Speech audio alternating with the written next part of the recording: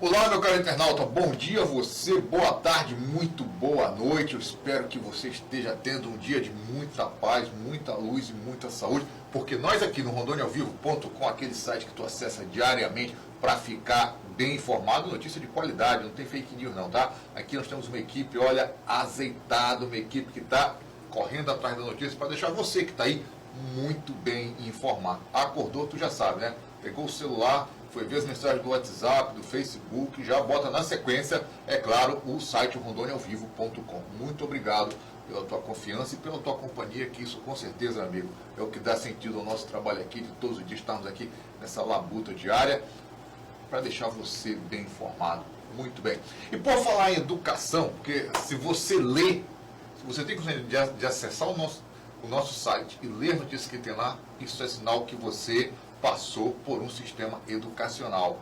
Um professor, ou vários professores, com certeza, passaram pela sua vida e te deram essa oportunidade, que é você ser alfabetizado, ser letrado, certo? Mas, para você chegar até isso aí, foi um processo que não foi do dia para a noite. Foi um processo que contou com o apoio dos pais, primeiramente, da família, depois foi para uma escola, e aí você foi avançando e, graças a Deus, você conseguiu aprender a ler e escrever e falar. Isso é muito bom. Isso é uma dádiva que a gente tem que, como diz, dar graças a Deus. Mas eu estou aqui hoje para falar sobre educação mesmo. Estou aqui com o Fernando Leão. É leão mesmo, cara. É um leão. Para fazer o que ele faz tem que ser um leão mesmo. Não é qualquer um, não. Tem que ser... E ele tem um sistema muito interessante de educação, tá? Ele trabalha com as escolas Caminhos do Meio, tá? E Vila Verde. Uma está no Rio Grande do Sul, na região de Viamão, e a outra está em Alto Paraíso de Goiás, aqui no estado de Goiás, tá? E esse sistema é diferenciado. Hoje em dia a gente fala muito que não, porque tem que militarizar, porque tem que impor os meninos na escola. O sistema dele é diferente. Para começar, só para te ter uma ideia, não tem prova. Exatamente, não tem prova. O aluno aprende, mas não tem prova, não tem nota. E esse sistema chamou muita atenção, que é baseado também na teoria, baseado também na religião budista.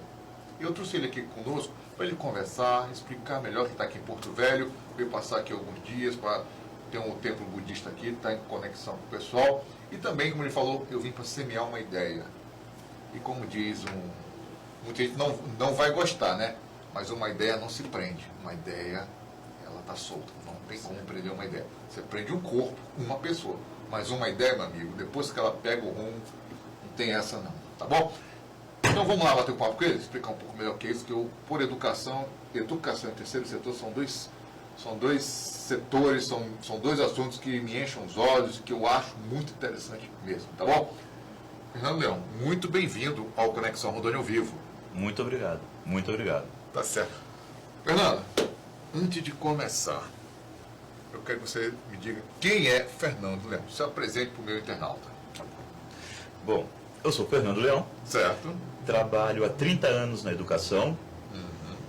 Desses 30 anos, eu costumo brincar, a educação é uma cachaça, né? A gente, 30 anos já dava para coisa... Não vicia, né? Porque a gente se apaixona, né? A gente fica voltado a isso e isso acaba tomando parte da nossa vida de uma forma muito, muito forte. Eu sou formado em História, né, pela Universidade de São Paulo, na USP.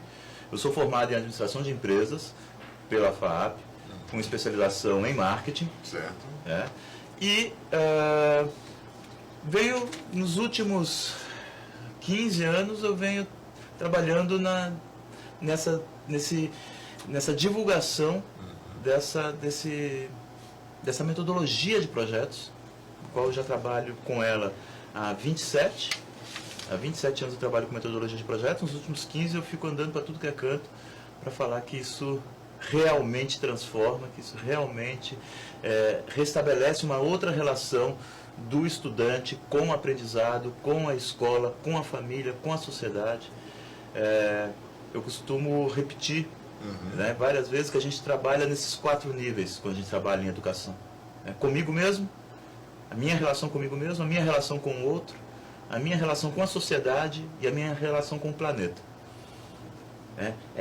São esses 4 pontos que são os pontos objetivos que a gente trabalha dentro da metodologia que a gente usa nas 2 escolas do Instituto Caminho do Meio. Você usou, antes de nós entrarmos no ar, uma figura de linguagem, digamos assim, que eu achei muito interessante, que é um semeador. Você está semeando, há 15 anos você está semeando nesse deserto, né? Mas em alguns casos essas sementes estão brotando, né? Estão brotando,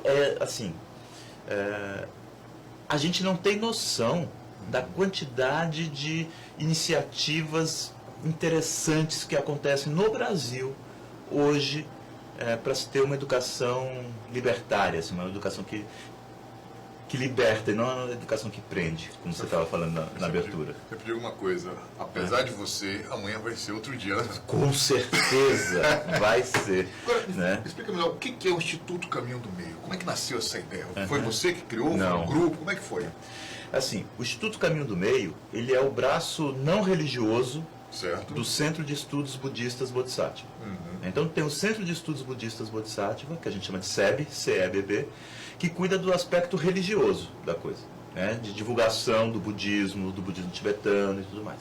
E existe o Instituto Caminho do Meio, que é o braço leigo, ou não religioso do CEB, que é voltado a ações sociais. Dentre as várias ações sociais que a gente tem, né, uma delas são as escolas. A gente tem ações voltadas a meio ambiente, a desenvolvimento de tecnologia de plantio menos agressiva ao meio ambiente. A gente tem uma parte de ação social. Né? Hoje o CEB está espalhado em 40 cidades pelo Brasil. Né? A gente tem 4 institutos Caminho do Meio. Né? Então eu tenho de tudo, eu tenho desde de um curso de agricultura sintrópica, que é um sistema agroflorestal, a, por exemplo, fazer curso de rádio, TV e cinema para população de jovens em risco, em vulnerabilidade, em questões severas, né, que tem em Pernambuco, por exemplo. Né? Interessante, muito interessante mesmo. Agora, o grande diferencial das escolas, vocês têm duas escolas, né? Sim. Qual que é o grande diferencial? Eu falei aqui que os alunos não fazem prova, isso é uma mas isso eu acho que é muito pouco de tamanho pela grandiosidade do projeto. Educação sempre um grande projeto. É sempre um grande projeto. Então, assim, existe um tripé que sustenta as ações escolares, né, do Instituto Caminho do Meio. Uma delas é a pedagogia de projetos, outra delas é a preocupação com o meio ambiente, e o terceiro pé é esse olhar para o mundo interno, que a gente chama. Né? O fundamento da escola não é de conversão, de trazer as pessoas para o budismo, nada disso. O que a gente quer é que a pessoa tenha consciência de que se existe um mundo fora, existe um mundo dentro. E esse mundo dentro é tão ou mais importante de se conhecer do que o mundo externo. Porque se eu ficasse olhando só para fora e não olhar para dentro, meu amigo, bom, a gente chega mais ou menos onde a gente está. É pior, demora a sair. Demora a sair. Agora, eu falei aqui no início que a escola de vocês, ela não tem avaliação. Não tem prova. Como é que vocês conseguem medir o desempenho do aluno? Sim. A gente trabalha, né, existe toda uma técnica, existe toda uma pedagogia por trás disso. Né? Então a gente fala assim, existem 7 conteúdos que a gente trabalha. Né? Então, assim, existe o conteúdo factual. O conteúdo factual, é o conteúdo de memória. Né? 3 vezes 2? 6. Isso. Ok, memória, você não ficou fazendo. Né? Automático. Automático. Então, isso é um conteúdo. Ele tem essa habilidade? Tem. Esse é o conteúdo factual. Aí tem o conteúdo conceitual. O conteúdo conceitual é aquele que, usando dos conteúdos factuais, ele consegue elaborar um conceito. Tá certo? Então, vou continuar usando o mesmo exemplo. 2 vezes 3? 6. 3 vezes 2? 6. Conforme ele vai trabalhando isso, ele vai perceber que a ordem dos fatores não altera o resultado. Lembra quando a gente estava na escola, a gente tinha uma aula de matemática para falar disso. Tinha uma tabuada para decorar. Tinha tabuada para decorar, e a gente tinha uma aula que era propriedades da matemática. Uma das propriedades da matemática, né, a propriedade comutativa. E a gente tinha... O que é a propriedade comutativa? A ordem dos fatores não altera o resultado, não altera o produto. É isso. Ele não vai ter essa aula. O estudante não tem essa aula. Mas ele vai, através da observação, ele vai chegar à mesma conclusão. Então, você percebe? Esse é o conteúdo conceitual. A gente desenvolve no estudante a habilidade e a condição de ele elaborar conceitos a partir dos fatos. Né? Segundo. Terceiro, né, é o conteúdo procedimental. O conteúdo procedimental é a habilidade que o estudante tem de pegar esses dois conteúdos anteriores, né, para resolver situações-problema dele. Né? A gente em escola, a gente sempre perguntou assim, para que eu estou estudando isso? Né? A gente olhava o professor falando lá e parava assim, para que eu estou estudando isso? Né? Na Vila Verde, na Caminho do Meio, ele não faz essa pergunta. Porque todo aprendizado está ligado a uma situação-problema, a um projeto que ele desenvolve. E aí ele aprende a lançar mão. Nem que seja para fazer um relatório, ele vai estar pondo em prática o português. Ele vai fazer um gráfico, ele vai fazer uma tabela, ele vai fazer alguma coisa. E ele vai usando todos aqueles conteúdos, ele vai pondo em prática. Né? Porque pela nossa conversa, antes e agora, durante a nossa entrevista aqui, eu percebo que a liberdade de pensamento é algo, acho que é um ponto... Sim. Um ponto que não dá para questionar dentro da metodologia de vocês, certo? Com certeza. Liberdade, acho que não só em pensamento, mas a própria liberdade em si. Agora, como é que vocês conciliam liberdade com disciplina? Eu tenho essa frase que diz assim, a indisciplina, né, ela é filha do desinteresse. Se eu não tenho interesse naquilo que o professor está falando lá na frente, eu vou fazer qualquer outra coisa, ficar desenhando, rabiscando meu caderno, ou rabisco o caderno do amigo, ou eu vou colar chiclete no cabelo do outro, ou fazer bagunça, ou fazer alguma coisa, porque aquilo lá não tem interesse para mim. Se eu transformo a relação do conhecimento a partir dos interesses do estudante, ele vai estar fixado, vidrado naquilo. Ele para, ele ouve, porque ele sabe que aquilo que o professor está falando vai ser importante para ele dentro do projeto que ele está desenvolvendo. Aí a indisciplina, naturalmente, ela diminui. Né? Por quê? Porque a relação é outra.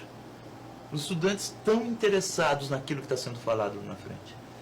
Né? E aí, mesmo quando tem, eu falo assim, a gente não tem problemas de disciplina? Tem, lógico, estamos trabalhando com gente. Claro. Né? Mas mesmo quando a gente tem, é um nível muito pequeno, e quem é que regula isso são os próprios colegas. O professor não tem que dar bronca. Se eu tenho um colega assim mais agitado, sempre vai ter um que vai falar, Fernando, peraí, eu estou querendo prestar atenção. Menos, né? Menos. Então, eles mesmos se regulam. E é muito mais fácil, né, para os estudantes se autorregularem do que ter a ação impositiva da autoridade do professor, que, enfim, seja alguma coisa. Agora, as escolas de vocês, eu imagino que a metodologia choca com as escolas convencionais. Como é que os pais questionam? Ora, já foi pior. Avançamos. Não, já avançamos, né? Porque, assim, é muito... os pais novos, eles chegam sempre muito desconfiados. Esse negócio de não ter prova, esse negócio de não ter nota, como é que é isso? Esse negócio dele escolher o que ele quer estudar, como é que é isso? Mas desculpa, tem que interromper. Mas só em os pais irem lá e conversar... Já, né? Porque, assim, é muito interessante. Os pais sabem o que não querem. Assim, eu não quero pôr meu filho numa escola convencional. Mas eles ainda não sabem o que querem. Entendi. Então, é esse o descompasso, sabe? Então, assim, quando a gente apresenta uma escola que não tem prova, que não tem nota, que o aluno escolhe o que quer fazer e tal, ele fica inseguro, os pais. Por quê? Porque o referencial de escola que ele tem... O que é a escola? Ora, a escola é aquela escola que a grande maioria da gente estudou. Tem um espaço de integração. Né? É isso, né? Então tem as carteiras enfileiradas, o professor na frente, o professor fala, você anota, etc. Quando a gente desvirtua um pouco esse modelo escolar, isso gera, né, uma certa... os pais ficam inseguros, e é natural. E a gente usa essa insegurança a nosso favor, porque a gente convida os pais a participarem intensamente da atividade escolar. Quanto mais o pai está dentro da escola, melhor para todo mundo, melhor para a escola, melhor para os professores, melhor para os estudantes, os pais vão ficando cada vez mais tranquilos e a relação vai deslanchando. Tá certo. Ô Vicente, tu tá com o vídeo aí? Passa um pouco do vídeo aí para mostrar. Vai estar com áudio ou sem áudio? Beleza, a gente vai comentando aqui.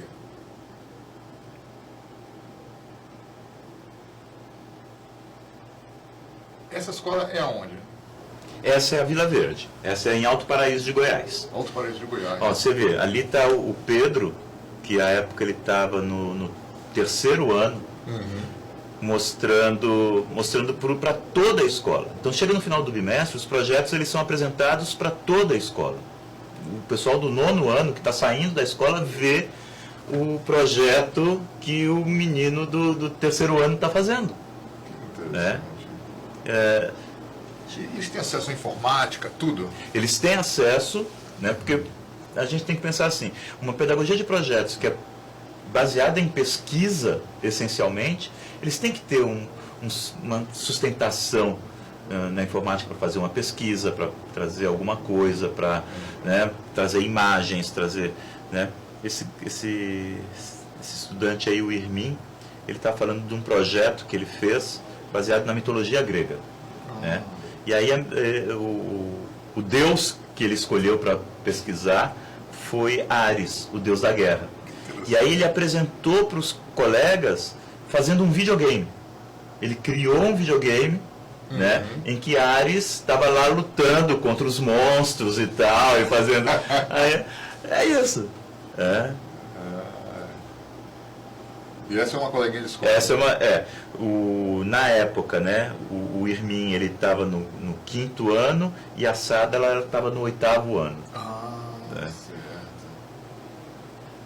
Aí tem tudo, né? O pessoal também joga bola, faz... Né? Tem tudo que faz. Agora, vocês têm algum apoio governamental? Não. Não, nunca tiveram? Nunca tivemos. Nunca procuraram também? É assim, se o apoio vem no sentido de que a gente possa ter a nossa independência, a nossa liberdade, continuar trabalhando do jeito que a gente acredita, é bem-vindo. Se eu recebo um apoio que busca interferir no método, a gente, entre o método e o apoio, a gente prefere o método. E aí a gente abre mão de um apoio intervencionista. Agora, ok, Vicente, beleza. Agora, como que um pai, por exemplo, se eu falar, olha, eu quero botar meu filho numa das escolas de vocês, o que tem que fazer? Primeiro mudar para Goiás ou para o Rio Grande do Sul, né? Primeiro isso. Ou quem sabe a gente, né, no futuro a gente tem uma escola aqui, né, em Porto Velho. Mas a ideia é assim, todos os pais passam por uma intensa entrevista, né, para que fique tudo claro, né, que a gente exponha de uma forma completa o que a gente faz, a nossa metodologia e tal, para que não fique dúvidas. E para que, em caso de algum problema, e que os problemas existem, claro, né, nenhum pai nunca vai poder chegar para as escolas e dizer assim, vocês não me falaram disso. Não, tudo é falado, tudo é exposto, né, para que essa integração ocorra. Então, por exemplo, quando você não pode acreditar que você vai ter a escola como um depósito de crianças, né? Então você vai trabalhar, põe o menino lá e... Não, você precisa estar participando de alguma forma da escola. Não apenas a participação no pagamento, claro, né? Mas na vida da escola. Vir para as reuniões, ou oferecendo... Tem muita coisa, nas duas escolas a gente tem muito disso, né? Dos pais terem alguma habilidade e oferecerem essa habilidade para a escola. Então, os estudantes têm aulas com os pais. Né? Então, eu tenho um pai que, enfim, sabe fazer coisas em madeira, né? Ele pode oferecer uma oficina para as crianças de trabalhar em madeira. Então ele vai estar lá com as crianças numa manhã, mexendo com aquilo que ele sabe fazer, e ele vai passar isso para as crianças. Eu tenho pais que entendem muito da parte de agricultura, de plantas e tal. Ele pode desenvolver um projeto junto com as crianças nisso. Tem horta na escola? Tem horta nas escolas. Tem refeição dentro da escola? Tem refeição dentro da escola. Tem refeição dentro da escola, né? Apesar da gente trabalhar só num período, né? A Escola Vila Verde trabalha só no período da manhã, a Escola Caminho do Meio só no período da tarde, mas na Vila Verde o lanche é oferecido pela escola. Na Caminho do Meio o lanche é oferecido pelos pais. Cada dia da semana os pais de algum estudante oferecem o lanche para toda a sala. E na outra sala, outro pai, enfim, a gente vai trabalhando dessa forma. Para a gente ter essa sensação de pertencimento. A escola não é do instituto, a escola é da comunidade, é dos pais. São eles que vão manter aquela escola, sabe? Como você vê hoje, Fernando, você que é um historiador, trabalha com educação, esse discurso de militarização da escola como solução para disciplinar os adolescentes? Olha, eu costumo dizer assim, quem propõe militarização não entende de educação. É uma rima e é uma triste verdade. Uma triste verdade. Porque assim, bem ou mal, e a gente pode até contestar, né, o que eu vou falar como bem, né, assim, a militarização ela dá conta, né, de 1/5 do que é a educação. Né, a gente estava conversando isso antes. Né. Assim, educação é como se fosse um grande iceberg. E a militarização dá conta daquela ponta do iceberg que fica para fora d'água, que é 1/5 do iceberg. 4/5 do iceberg fica submerso, não se é visto. Né? E muitas vezes, quando eu olho apenas para aquela ponta do iceberg e tento resolver aquilo, e normalmente quando eu vejo o discurso de militarização hoje a fim de acabar com a bagunça, né, a palavra em moda, né, com a balbúrdia, né, ou gerar um aprendizado. Existem alguns problemas de base, né, nessa situação. Por exemplo, uma escola militar, né, o investimento que o governo faz numa escola militar, hoje, está em torno de 4 a 5 vezes o investimento que ele faz numa escola não militar. Um professor de escola militar, ele ganha muito mais do que um professor não militar. Então, a gente já começa a olhar com certa desconfiança. Né? O processo de militarização, na verdade, é um processo de pauperização da escola não militar, a escola pública não militar. Porque eu vou escolher uma elite que vai ter professores muito bem remunerados, professores com uma tecnologia em mãos que a escola normal não tem, que a outra escola, vamos dizer assim, a escola civil pública não tem. Um professor que recebe uma remuneração que o professor da escola civil pública não recebe. E aí é comparar, sei lá. Você, né? vamos apostar uma corrida. Eu começo uma Ferrari e vai no jegue. Exato, a pé. Não é nem o jegue. Não é nem o jegue. Você sai de Ferrari, eu saio a pé, vamos ver quem chega primeiro. Puxa vida. Não tem como. Não tem como. Sem chance. Não tem como. Fernando, você está tocando um assunto que eu acho assim. Nós aqui em Porto Velho hoje vivemos uma realidade no município de Porto Velho que muitas crianças aqui da região do Baixo Madeira, aqui na região do Rio Madeira, que é o principal rio quarto da cidade, não tem aula desde o ano passado. Que absurdo. Por quê? Por falta de transporte. A Prefeitura Municipal não conseguiu dar a essas crianças transporte esse ano. Sabe? E são mais de 1.000 crianças. São mais de 1.000 crianças. Isso não só o transporte de lancha, como os que moram nas outras áreas rurais daqui de Porto Velho, nos outros distritos. Como que tu vê isso? Você é bom que trabalha com educação. Porque isso, pelo menos para mim, que trabalho com comunicação, me choca e me entristece. Nossa, eu não sou daqui, né? Assim, eu ouço você falar disso, eu falo assim, gente, que absurdo é esse? Como é que um gestor público né, não se envergonha quando vai escovar os dentes pela manhã, se vê no espelho e pensa que eu tenho... Quantos estudantes você falou? Mais de 1000. Mais de 1000. Que fosse mais de 2. Sabe? Eu tenho 3 estudantes que não conseguem. Não importa. Né? Eu teria vergonha de olhar para mim mesmo no espelho, sabendo que eu, como responsável, porque enfim eu sou responsável por isso, não dou condições para uma criança ir para uma escola, gente. Não é assim, é uma vergonha, desculpa. Não. Né? Assim, Porto Velho com certeza não merece um descaso desse. E as crianças muito menos, né? E as crianças muito menos. E as crianças não têm culpa. Sabe?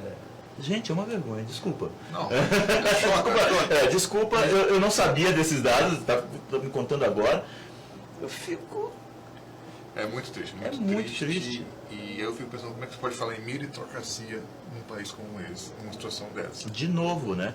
Alguém está andando de Ferrari e eu estou a pé. Exatamente. E mais, né? Alguém está de Ferrari, eu estou a pé, estou me arrastando, e depois, quando eu não ganho, a culpa ainda é minha. Exatamente. Porque quando eu vou falar de meritocracia, é isso. Olha só, ele chegou, e você está aí ainda. Mal deu 10 passos. Não se esforçou. Você não se esforçou o suficiente. É um discurso muito comum hoje, né? Não, é o discurso em voga, né? Em voga, lamentável, muito triste. Agora, Fernando, tu veio aqui em Rondônia para o encontro. Que encontro é esse? Aliás, além de falar de educação, que esse papo está sendo muito bom. Veio para o encontro. Vim para o encontro, né? Esse encontro é um encontro de educação, né, em que a gente vai estar falando um pouco disso tudo. O Instituto Caminho do Meio, ele faz parte de um grupo de escolas chamado Escolas Transformadoras. Essas escolas transformadoras é um grupo de escolas do mundo. São quase 300 escolas no mundo. No Brasil são cerca de 21 escolas, né, que são reconhecidas por duas ONGs.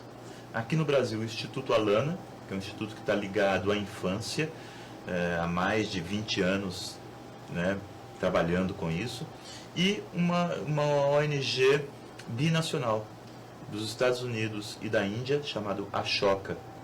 A Ashoka criou, né, o conceito de empreendedorismo social, que a gente conhece. Foram eles que inventaram essa coisa do empreendedorismo social.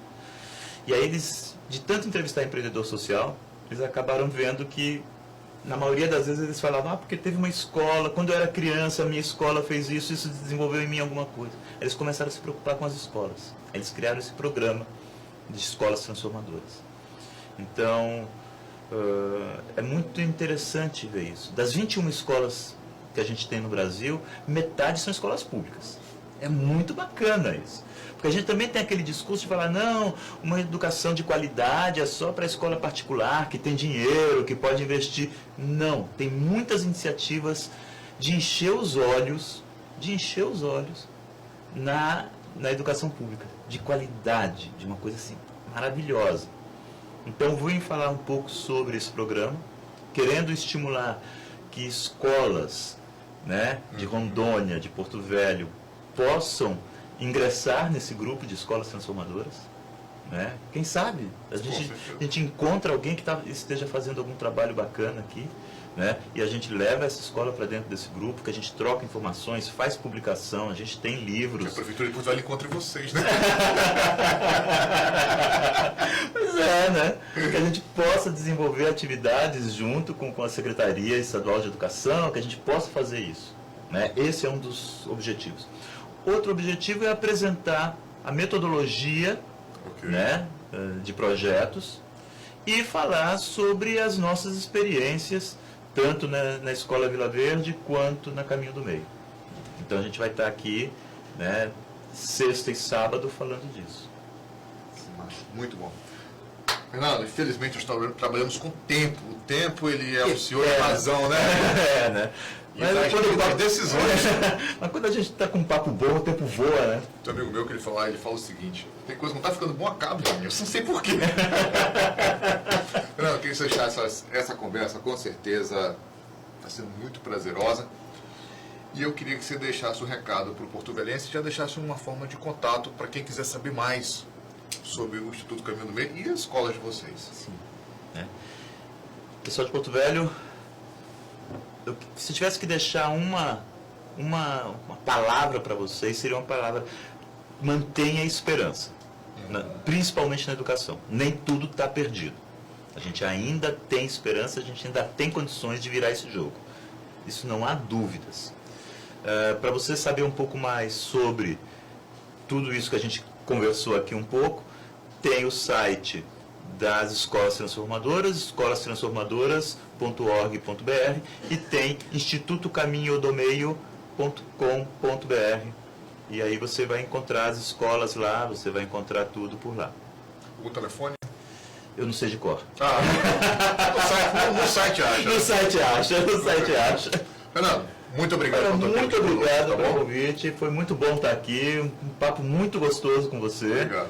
E seguimos. Seguimos, com certeza. E você que ficou aí, eu agradeço bastante você ter liberado esse tempo para conversar, para assistir a nossa conversa. E eu espero muito que esse nosso papo, com certeza, seja uma sementinha que tenha despertado em você um pouco mais sobre a educação, tá bom? Um abração, um bom dia para você, muita saúde, muita paz e até outra oportunidade.